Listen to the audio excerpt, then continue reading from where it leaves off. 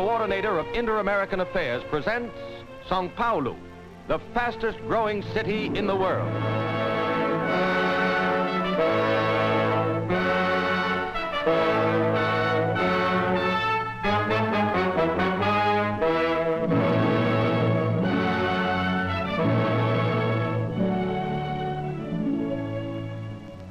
Of Brazil's 7 principal cities, Belém, Recife, Bahia, Belo Horizonte, Rio de Janeiro, Porto Alegre, São Paulo ranks second.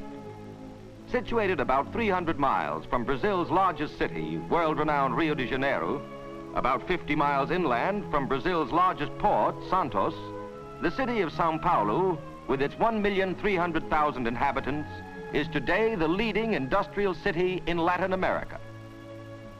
Starting at Santos early in the 16th century, a handful of Jesuit priests laboriously ascended about 2,500 feet of the precipitous escarpment known as the Serra do Mar. On the plateau above, at the Indian village of Piratininga, they established a mission. On January 25, 1554, these hardy pioneers celebrated their first Mass. It was the anniversary day of the conversion of St. Paul, and hence the new city was christened St. Paul, or as they say in Brazil, São Paulo. Great and glorious has been São Paulo's history. The Ipiranga Monument, built and dedicated to freedom. Here on September 7, 1822, young Prince Regent Pedro of Portugal rose in his stirrups and raised the famous cry, "Independence or death," which made Brazil forever free of Portugal. On a hilltop overlooking this monument, appropriately stands the Ipiranga Museum, one of Brazil's notable cultural institutions and housing an historic record of over 400 years of Brazil's civilization. To Paulistas, which residents of this modern city and state are called, statistics and figures are important. For instance, a visitor will quickly learn that in 1920, São Paulo's population was 579,000, but that in 1940, it was more than doubled, 1,330,000. That the rate of increase between 1930 and 1934 was higher than Los Angeles, Detroit, Chicago, or New York. That the temperate climate, averaging 69 degrees for the warmest months and 57 degrees for the coolest, combines admirably with the heritage of their pioneering forefathers to make them highly energetic, enterprising, and productive people. Let us examine some of these facts and figures. Brazil is the largest coffee-producing country in the world. 60 to 70% of Brazil's coffee is grown in the rich red soil of the state of São Paulo. Brazil is 4th in world cotton production, and again São Paulo is her foremost producer.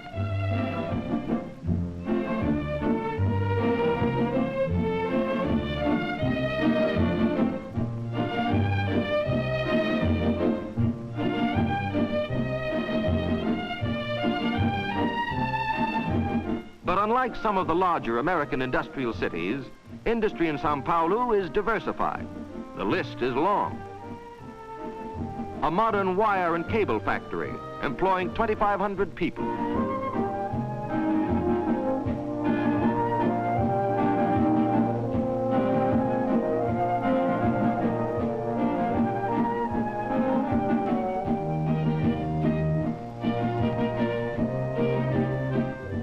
An automobile plant employing 1,200 people, now totally devoted to making and assembling military vehicles for Brazil's rapidly expanding forces.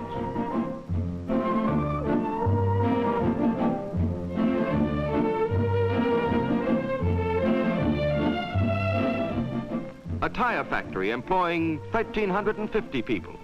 The crude rubber is from Brazil's state of Amazonas.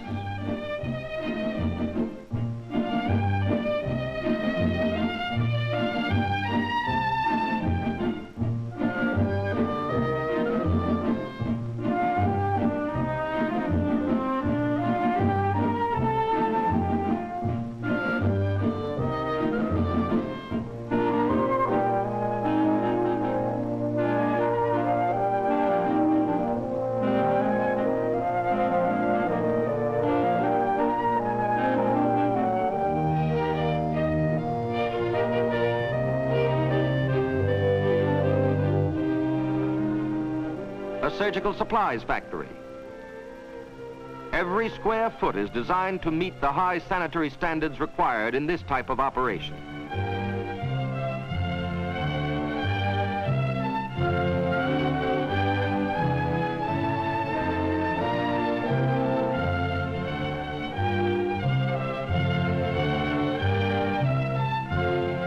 A shell casings plant. Each casing is earmarked for the Axis.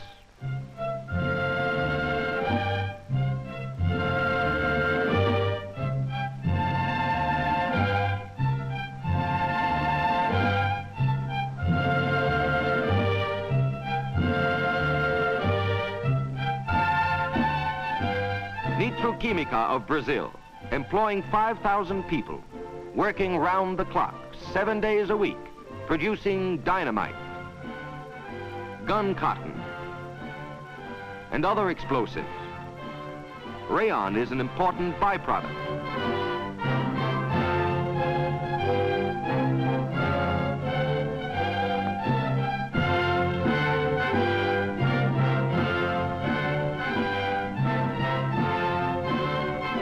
Pharmaceutical and biological products. This factory employs 1,500 people. The war has imposed heavy responsibilities on Brazilian industry. The Paulista has not been found wanting. To turn the wheels of his expanding industries, he has sought and found additional inexpensive hydroelectric power. This was no simple problem. Rain falling on the Sao Paulo plateau forms rivers which flow toward the interior away from the coast. A daring engineering plan evolved. Why not harness these rivers, stem their flow, back the waters to the rim of the plateau, and then send them rushing down the steep escarpment of the Cerro do Mar to a hydroelectric plant below? The plan for this great engineering feat was transferred to blueprints, and soon there rose huge dams to stem the flow of the rivers. Soon large pumping stations were reversing their normal course. The waters formed large artificial lakes, and soon they were developing a head of 2,300 feet as they were sent downward through huge steel tubes to the turbines below. The plant has a capacity of generating over 250,000 kilowatts and is capable of further development to considerably more than twice that amount. This, combined with 4 other smaller power plants, has produced a total of 275,000 kilowatts. The Sao Paulo businessman is not only an enterprising manufacturer and creator, he is also a top-flight salesman. Here on these spacious, attractive grounds, over 400 firms annually display their wares.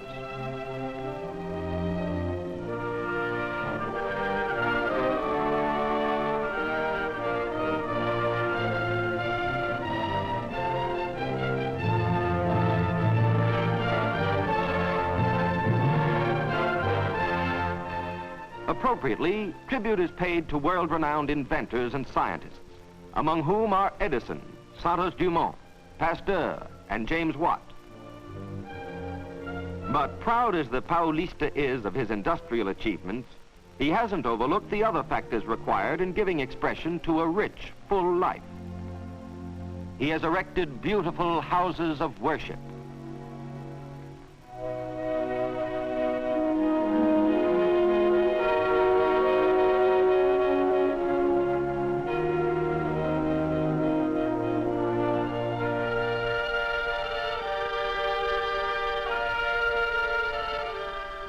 Home and family life is characteristic of Brazilians, and the Paulista is no exception. This residential district is typical.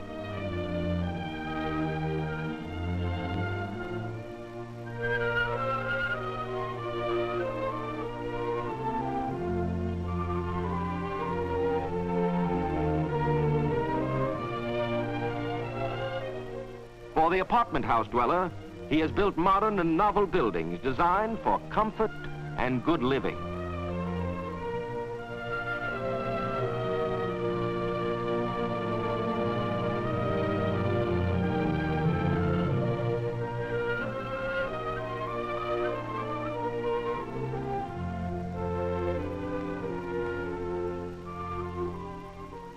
His schools and universities are progressive and numerous.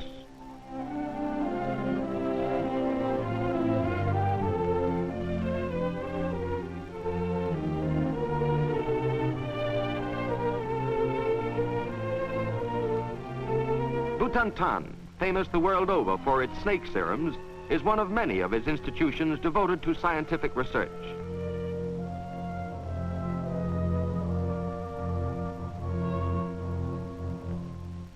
He has produced preeminent educators like Dr. Vital Brazil, one of the founders of Butantan, and Dr. Jorge Americano, rector of São Paulo University and president of the Brazilian United States Cultural Institute.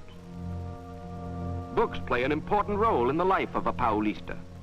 This is the 20-storied municipal library.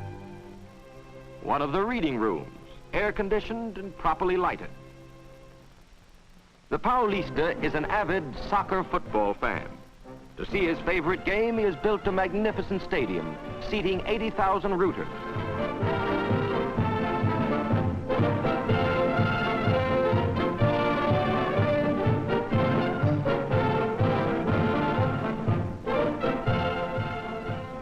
Throughout the city, he has provided his children with numerous playgrounds and large outdoor swimming pools.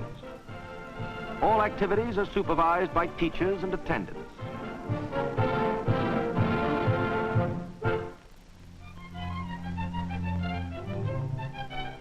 For fine music, particularly the opera, the Paulista go to the Teatro Municipal. For a Hollywood movie, to the Ipiranga Theater or scores of other picture palaces. For a night out, he may go to an intimate club like this one and dance his favorite samba.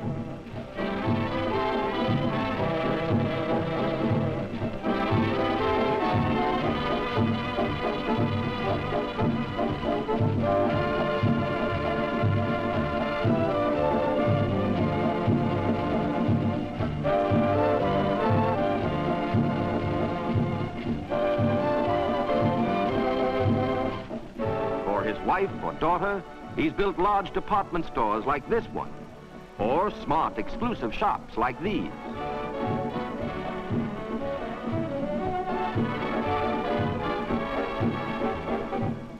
During vacation seasons, he may take his family by train to a seashore or mountain resort, or to Rio for carnival. If he chooses, he may go by air, over one of the 3 busy airlines serving the city, or by automobile over a 4-lane highway. Yes, bigger and better and more is the slogan of the Paulista, as from day to day he continues to change the skyline of his city.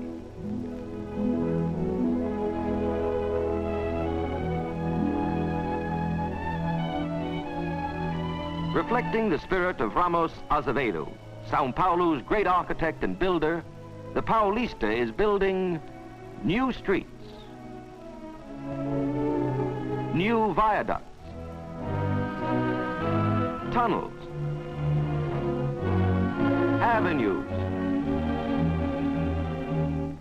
business buildings, apartments and hotels, hospitals, combining the old and the new, tradition and enterprise. São Paulo can proudly look back on centuries of work well done and can look forward to an assured future in orderly and progressive Brazil.